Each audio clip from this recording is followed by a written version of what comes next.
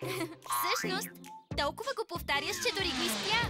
Адресът тук е мой и знакът също е мой. И този балон, голям като слон, е мой. Близалките за мен и пилето бе за мен. Градът е мой и площадът е мой, те са изцяло за мен. На мен принадлежи, що ме пред моите очи.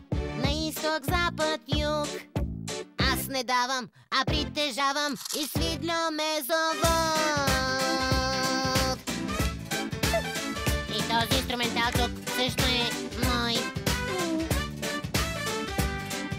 И подът и таванът са мои. Слънцето в небето е мое. Това се знае, не дей да роптаеш. Да, мой. Добре ме чухте, мои са. И песента е хубава. Абсолютно и напълно сигурно е моя. Не пейте, спрете. Тази песен е моя.